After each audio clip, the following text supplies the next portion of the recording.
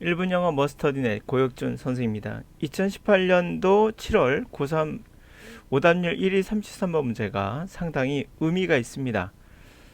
이것은 우리나라 신문맹률 70% 이상과 관련 있는 그러한 내용입니다. 한번 같이 보도록 하죠. 자, 우리나라 학생들이 대부분 영어를 할 때 상당히 어려워하는 부분이 구문이라고 생각을 합니다. 그러나 실제로 구문이 여러분들 독해에는 커다란 오히려 방해 요소가 될 수 있다는 것을 한번 들어보시고 2018년 7월에 했던 고3 모의고사 오답률 1위는 75%의 33번 문제였습니다.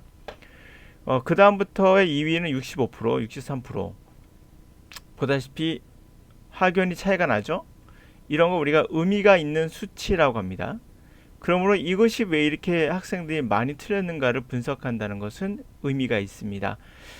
이거 비슷비슷하다는 얘기는 이거와의 엄청난 차이가 있다는 얘기는 학생들이 이 부분에서 뭔가 이루지 못한 뭔가 잘못된 부분들을 턱 도드라지게 한다는 얘기죠.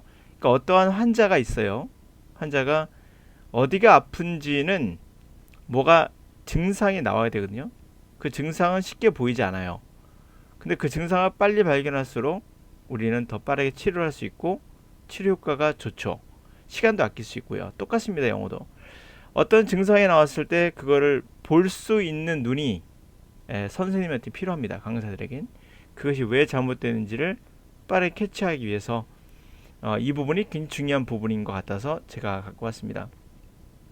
첫 번째 그 결론부터 내리면 실전은 3차원이 아닌 4차원 시간의 변수가 분명 작용했다고 보여집니다. 이건 거의 확실할 겁니다. 3차원이라는 것은 시간이 멈춘 상태에서 우리가 학교에선 수업을 하죠. 그리고 강사도 마찬가지로 편안히 들으면서 여러분들은 주어 동사 찾고 이러는 습관들이 결국 33번에서는 그 시간의 변수가 들어가니까 정답을 고를 때 성급하게 골랐을 것이다. 평소부터 잘못된 습관이 들었던 거죠. 항상 우리는 듣기도 마찬가지지만 시간 속에 살아갑니다. 시간을 뗀 그런 모든 것들은 우리와 현실과 관련 없는 것입니다. 사실은.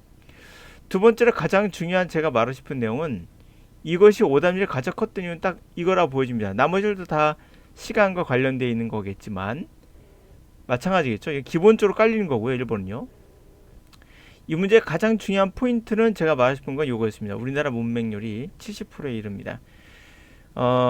글자를 봤을 때 한 지문을 보고 그 다음 지문으로 넘어가면서 행간의 의미가 언어는 결정이 됩니다. 구문 독해를 결정되는 것이 아니라 행간의 의미는 또 다른 영역이에요. 그래서 우리나라 신문맹률은 행간의 의미를 분석하지 못하는 사람들이 70%나 된다고 합니다. 그래서 아마 정치 토론할 때 서로 자기 말만 하는 게 아닌가 싶기도 합니다. 자, 이 우리나라가 왜 이렇게 못 읽느냐? 예를 들어서 어느 어르신이 계세요. 할머니 분이 계시는데 여러분들 할머니 분에게 어떤 글을 소개해줘요. 이분이 이 글을 한자 한자는 알아요. 근데 읽고 나서 무슨 말이니? 라고 모르겠어. 이건 문맹인가요? 아닌가요? 이게 신문맹률이란 거예요. 글자를 읽을 줄 아느나 뜻을 모르는. 그러면 여러분들 이거에 대한 행간의 의미를 설명해 주겠죠. 그럼 이분이 이해를 하셔요. 이런 거였구나. 뭐 이렇게 어렵게 쓰니? 라고 말할 겁니다. 그러나 그렇게 생각하는 할머니는 글을 많이 읽지 않아서 나오는 현상이지 단어를 몰라서 그런 것은 아닐 수 있겠죠. 그럼 이분이 할 수 있는 방법은 뭘까요? 계속 이 학생이 설명해 주는 게 과연 도움이 될까요? 그거보다는 본인이 모르더라도 계속 지문을 읽으면서 그 시행착오를 통해서 행간의 의미를 파악할 수 있도록 데이터를 계속 넣어줘야 돼요. 그러므로 여러분들이 설명을 들으면 이해하지만 본인이 할 때는 잘 안 되죠. 그것은 행간의 의미를 선생님들이 다 설명해 주기 때문에 여러분들은 그냥 받아만 먹는 거예요. 그것은 여러분들에게 분명 도움이 안 되는 건 아니지만 반드시 여러분들이 도전해보는 그런 시간이 있어야 됩니다. 그래서 이 문맹률은 해결책은 간단합니다. 독해를 안 해봐서 그래요. 다시 말하자면 구문이나 단어 암기는 이거는 영어 공부가 아닙니다. 이거는 그냥 단어 암기 구문만 한 거고, 이거는 독해와는 또 별개의 일입니다. 자, 강사들이 해석할 때 그래서 이거 되게 어렵게 썼다, 내용이 왜 이렇게 어려워 하면은 본인이 해석한 내용을 구문을 통해 해석했겠죠? 이해를 못한 거예요. 그럴 가능성이 높습니다. 바로 할머니인 거죠. 할머니에게 여러분들이 강의를 듣고 있는 거와 다른 바 없어요. 그러므로 신문맹자가 여러분 같은 신문맹인에게 가르쳐주는 이거 도움이 될 리가 없겠죠. 어떤 경우라도 도움이 될 리가 없습니다. 세 번째로는 풀이법이 무색하다. 예를 뭐 소재를 찾아라, 뭐 중심 소재를 찾아라. 33번에는 그거 억지로 끼워 맞추면 맞지만 여러분들에게 반복 어구를 찾아, 이런 거 이거 하다가 망했을 거라 보여지는 문장이 이번 문장입니다. 자, 그럼 같이 한번 여러분 보시고 한번 같이 하도록 해보죠. Risk portfolios example explain why people often become original in one part of our lives.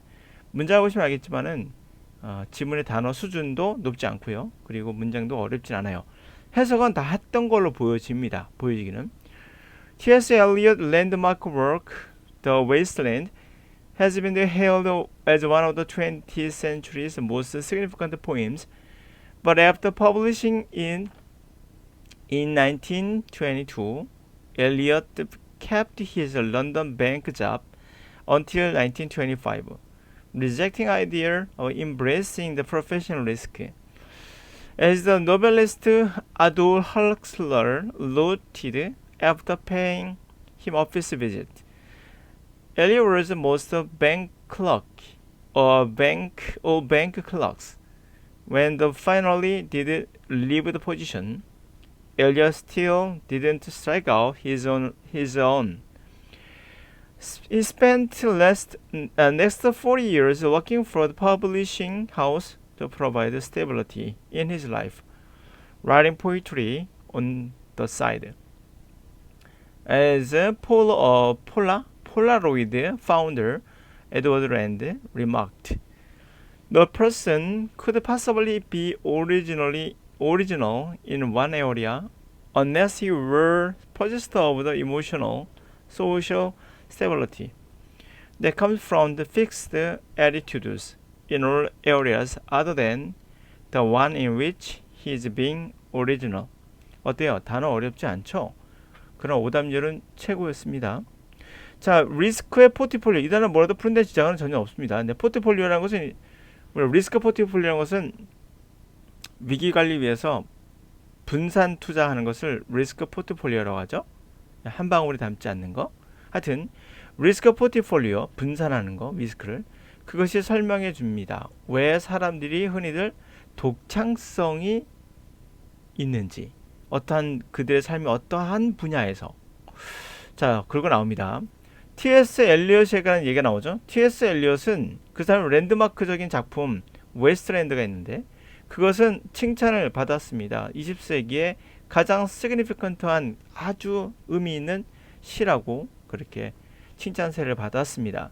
그러나 그가 출판을 할 때 엘리엇은 그의 런던 뱅크 잡, 은행에서의 잡을 계속 유지했습니다. 이거 해서 못하는 사람 한 명도 없어요. 그렇죠?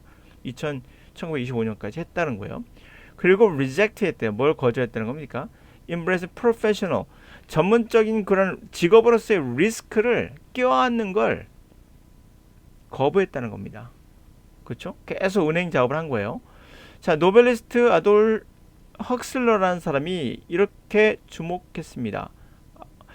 자, 그가 페이 비짓하면 방문한 겁니다. 그의 사무실 방문한 후에 이런 점을 주목했어요. 엘리엇은 가장 은행가 같더라. 모든 은행 직원 중에서도 가장 뱅크 클럭키하더라. 은행가 같더라. 자, 그가 마침내 그 잡을 떠났을 때 엘리엇은 여전히 strike on out on his own, 그의 자력으로, 자신의 힘, 자력으로 스트라이크 아웃은 치고 나가는 거죠. 자력으로 치고 나가지 못했다. 이건 독립했다는 얘기입니다. 자력으로 독립하지는 못했습니다. 그는 다음 40년 동안을 퍼블리싱 하우스, 출판사에서 일을 했고요. 그러면서 provide stability, 그의 삶의 안정성을 도모했어요. 자, 사이드로 시를 썼다는 얘기예요. 부업인 거죠. 사이드로 시를 썼어요. 그 폴로로이드 파운더 창립자인 에드워드 랜드는 이렇게 말했습니다. 어떤 사람도 아마도 오리지널리티가 있을 수 없다.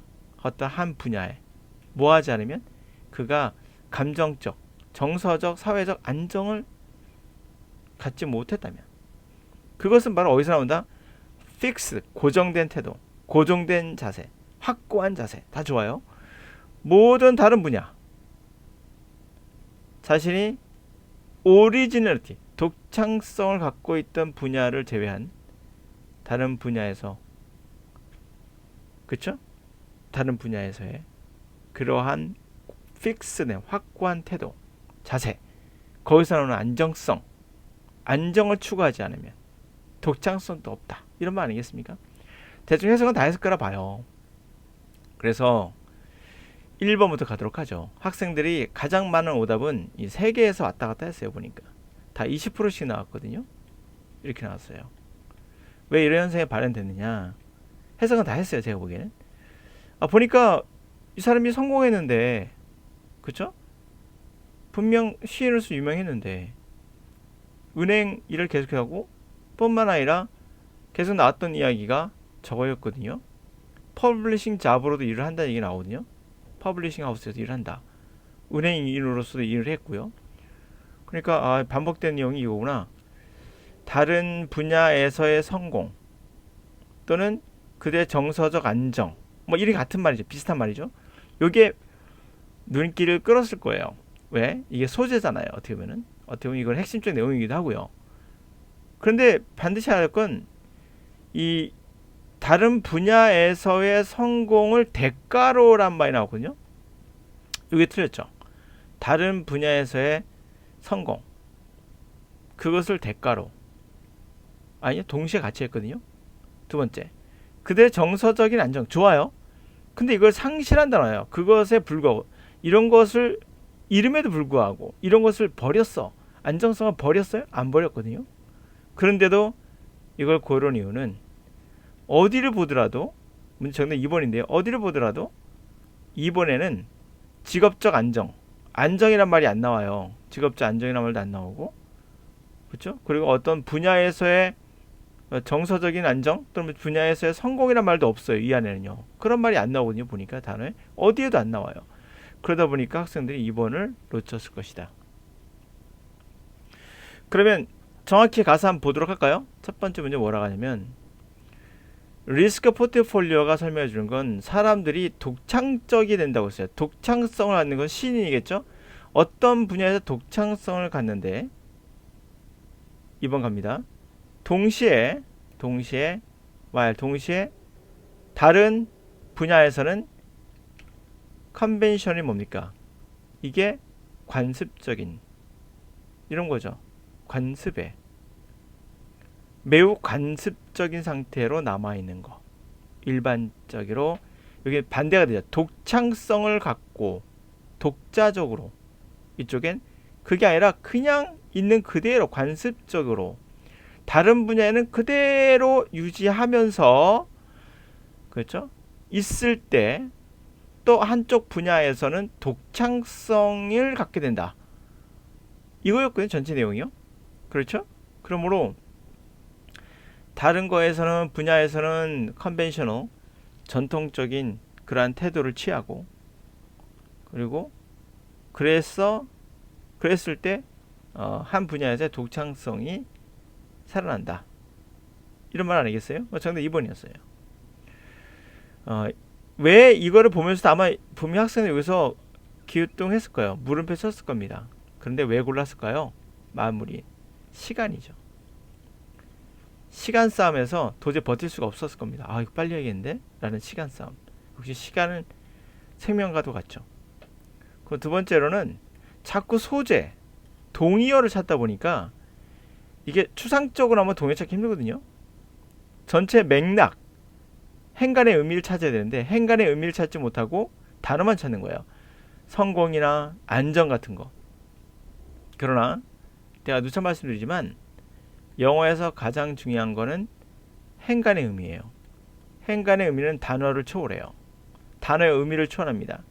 행간의 의미는 사전에 나와 있는 단어의 뜻을 초월합니다. 그게 진정한 단어죠. 그러므로 신문맹률에 의해서 나온 현상이에요. 자, 다시 갑니다. 자, 위기의 포트폴리오가 설명해 주는 건 왜 사람들이 한 분야에선 독창적이게 되고 동시에 다른 분야에서는 독창적이지 않은 보수적인 형태를 취하느냐. 그거를 설명해 준다. T.S. 엘리엇은 결국에 정말 뛰어난 독창적인 시인이었는데 그러나 그들은 계속 보수적인 형태로 은행 일을 했다. 이게 나오거든요. 그러면 또 나오죠. 이 사람 또 그뿐만 아니라 계속해서도 40년간 독창적인 일을 하면서도 역시 안정을 취하는 보수적인 형태, 컨벤셔널 형태를 취하고 시인으로서 부업만 하고 또 에드워드라는 사람 이렇게 얘기하죠. 어떤 사람도 독창적인 수 있다, 없다, 뭐 하지 않으면 결국 정서적인 안정을 취하지 않으면 그 정서 안정이 중요한 표현이긴 한데 그걸 갖고 들어갔더니 틀리죠. 정서 안정이라고 하니까. 행간의 의미는 뭡니까? 결국 이거죠. 다른 분야에서의 픽스된 태도, 바로 보수적인 컨벤셔널, 바로 전통적인 태도, 그렇죠? 관습적인 태도, 그게 행간의 의미죠. 이게 행간의 의미입니다. 보수적인 태도를 취한다. 독창적이고 단쪽에선. 정답 2번. 자, 이것에서 제가 말하고 싶은 내용은 바로 그겁니다. 신문맹률. 이것은 여러분들이 반드시 극복해야 될, 그러면 성적이 오를 수 있습니다. 그래야 되고요. 그거 안 되면 안 되거든요. 강사들이 되게 어렵게 막 뭐 복잡하게 해석해놓고 야, 뭔 말인지 모르겠지. 뭔 말인지 이게 뭔 말이야? 이런 말 한다면 그분도 이해를 못했거나 아니면 했다 하더라도 뭐랄까요? 뭐 했을 수도 있겠죠. 하여튼 신문맹률 우리나라 70%입니다.